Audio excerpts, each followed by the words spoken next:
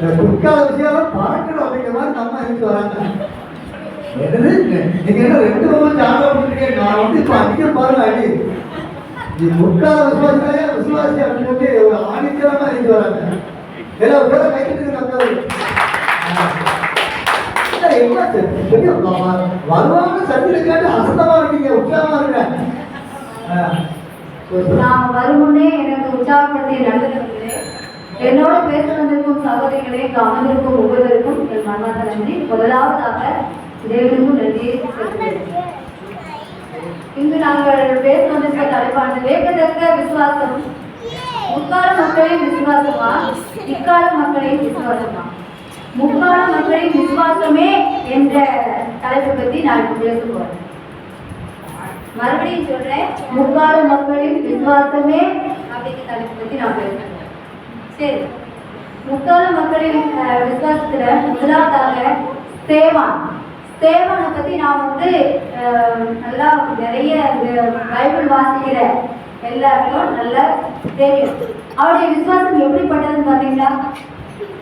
அவரை சுற்றிலும் எல்லாரும் கல்லெறியதுக்காக எல்லாரும் வந்தாங்க, அவரை சுற்றி வந்தாங்க. ஆனாலும் அவர் என்ன செஞ்சாங்க, அப்படியே வானம் வந்து அப்படியே திறக்கப்பட்டது. வானம் திறக்கப்படும் போது அவர் என்ன செஞ்சார் தெரியுமா? தேவான் அந்த தரிசனத்தை பார்த்தார். அவர் வந்து அப்படியே அநார்ஜுக்கு பார்த்துட்டே இருக்கிறப்போ, ஏன் அந்த வானம் திறக்கப்பட்டு அவருக்கு அந்த தரிசனம் காணப்பட்ட தேவதூதர்களும் தேவனும் ஏன் காணப்பட்டாங்க தெரியுமா? இவங்க கல் எறிந்து அவரை கொள்றது வந்து அந்த தேவனுக்கு அந்த வழி வந்து தெரியாமல் இருக்கிற அந்த தரிசனத்தை அப்படியே பார்த்தபடியே அவர் இருந்தார் தெரியுமா? எழுந்தார். அவர் வந்து தேவனோடு அவர் வந்து முதலாவதாக அவர் வந்து பரலோக தரிசனத்தை வந்து அவர் பார்த்தார். முதலாவது ரத்த சாட்சியாக மனிதர்ல அந்த ஸ்தேவான் உடையது.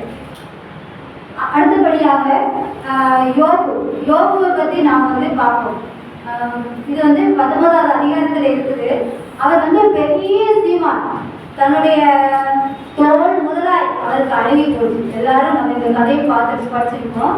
அவர் எவ்வளோ பெரிய சீமானா இருந்தார். அவருடைய பிள்ளைங்கள் எல்லாம் இருந்துச்சு, சொத்து சோகம்லாம் போயிடுச்சு, ஆடு மாடுகள் எல்லாம் இருந்துச்சு. ஆனாலும் அவருடன் இருந்த நண்பர்கள் எல்லாம் அவரை என்ன செஞ்சாங்கன்னா தூசிச்சாங்க.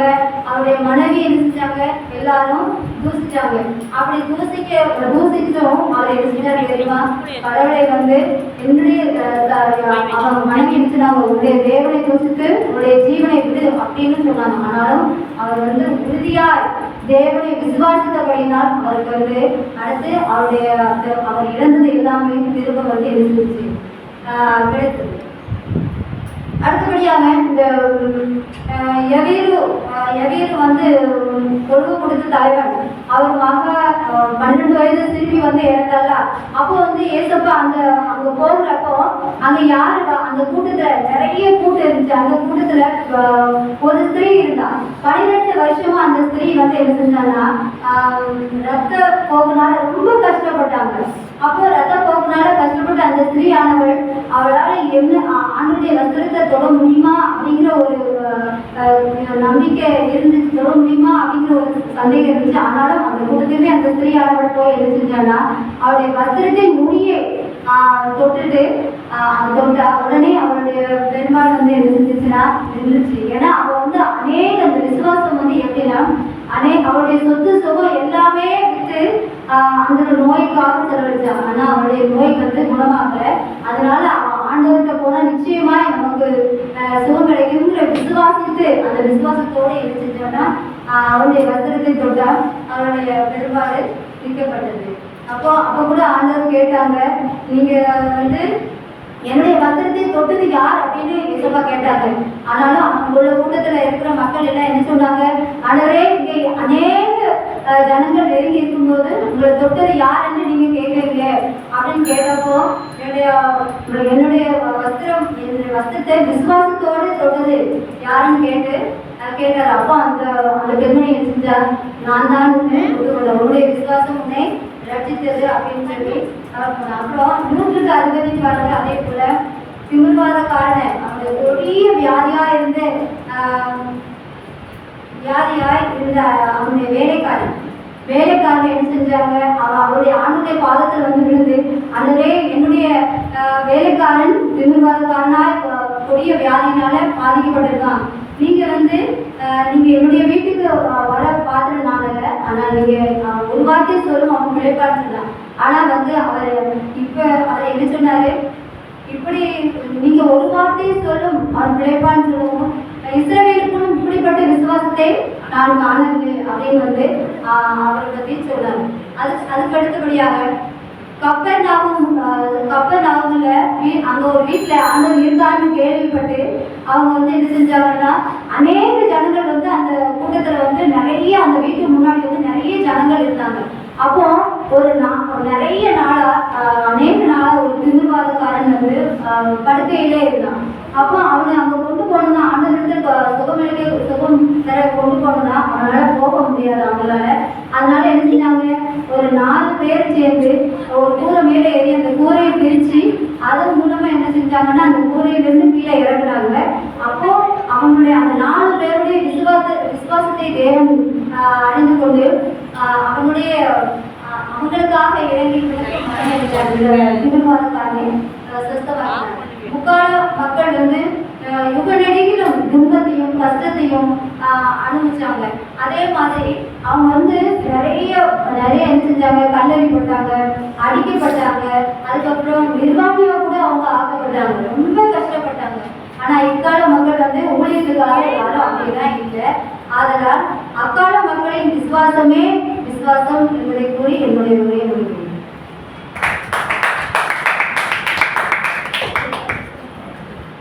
ஜோதி சுந்தர அவங்க வேதமா வந்ததுக்கு சில வேதமான கருத்துக்களை சொல்லிட்டாங்க. அருமையான கருத்துக்களை சொல்லிட்டாங்க. நம்ம எல்லாருமே தெரிந்து கொள்ள வேண்டியதுன்னா, சேவான் கண்டறியப்பட்டார், ரத்த சாட்சியாக வைத்தார். பழைய முக்கால விசுவாசி யாராவது இருக்காங்களையா அப்படி வாசிக்கு தெரியும்.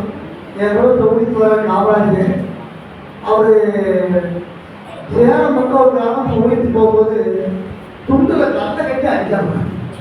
துண்டுல கண்ணை கட்டி நெஞ்சில் அடிச்சாங்க. அதெல்லாம் அடிச்சாங்க. துண்டுல விசுவாசிக்கும் நல்லடி போட்டுட்டாங்க. ஆனாலும் என்கிட்ட ஒரு புஸ்தகம், வாலிப இளைஞர் ஒரு புஸ்தகம். அந்த புஸ்தகம் பார்த்தீங்கன்னா அந்த சேவன் கண்டறியப்பட்ட சம்பவம் ஓய்வு வச்சுட்டாங்க. நான் உண்மையாவே சொன்னேன், அடிச்சிடலாம், வெட்டிடலாம், குத்திடலாம். இந்த கத்தரி போடுறதுக்கு அது கண்ணெல்லாம் பயங்கரமா இருக்குது. நல்ல ரத்தம் வந்து ஆச்சரியமா இருக்கு. அது சாதாரணமான அவர் வந்து பாருங்க, அவர் கண்டறியப்பட்ட பணமாக பண்ணிட்டு ஆண்டவரே இந்த பாவத்தை இதாவே தாங்கள் செய்வது அறியாத மண்ணியும் சொன்ன அந்த இயேசு அதே ஆகிய பெற்ற அந்த சேவன் வந்து பார்த்தீங்கன்னா வந்து ரத்த சாட்சியா பார்த்தேன். அதான் முக்கால விசுவாசத்துக்கு உண்மையிலே எவ்வளோ பெரிய அர்த்தமான ஒரு விசுவாசி பாருங்க. இப்போ அப்படி யாராவது இருக்காங்களா என்று ஒரு சவால் ஒரு கேள்வியை ஜோதி சுந்தரம் கேட்டாங்க. அப்புறம் யோகு சொன்னாங்க. யோகு பாருங்க 6 மாடி ஒட்டகம் கருதல் கூட எல்லாம் இறந்தாரு. அதை கூட இறந்தாலும் சொன்னாங்க. தன் பிள்ளைகளே இறந்தாரு. எல்லாம் இறந்ததுக்கு அப்புறமும் அவர் வந்து கர்த்தர் கொடுத்தார், கர்த்தர் எடுத்தார், கர்த்தருடைய நாமத்துக்கு சொல்லி அவர் வந்து ஒரு விசுவாசத்துல வந்து யோகுடைய விசுவாசத்தை சாதாரணமா சொல்ல முடியாது. இந்த யோக சத்தத்தை சாதாரணமா படிச்சிடும். நம்ம பிள்ளைக்கு ஒரு நாளைக்கு 3 நாள் காத்து அடிச்சா படிச்சிடும். ஜெபம் பண்ணி பார்த்தா என்ன ஒன்றும் கேட்கப்படுது. ஆத்திரி போவோம், என்ன ஆண்டவர் வாசனை போகணும், ஆத்திரி குழந்தைக்கு கொண்டு போவாங்க, அங்கே போனால் சரியாகும். அப்படிங்கிற மாதிரி கூட வந்து உடனே இருக்காங்க, மருத்துவ நாடி தருவாங்க. ஆனா யோகம் பாருங்க, அவ்வளவு சம்பவம் நடக்கு.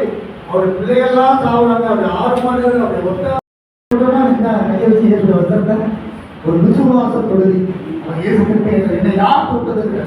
அப்பா பல பேர் கருத்து போது யாராவது தொட்டுருப்பாங்க. இதற்கு இல்லை, நீங்க தொழுதுக்கும் அந்த தொழுதுக்கும் வித்தியாசம் இருக்கு. விசுவாசம் தொழுதல் யாரும் கேட்கும்போது செலவழித்தான். அவன் என்ன செஞ்சான்? அவன் தர்க்கத்தை படிக்கும்போது அவன் ஆசிரியராக வந்து வைக்கணும் என்னமா செஞ்சான். ஆனா இயேசு கிறிஸ்துவ போனா விடுதலை கிடைக்கு வந்து தொட்டா போடுற விசுவாசி. இன்னைக்கு அப்படி யாராவது விசுவாசி இருப்பாங்கன்னா கிறிஸ்துவ சபைக்கு போனா ஆண்டோட போனா சரியாயிடும்.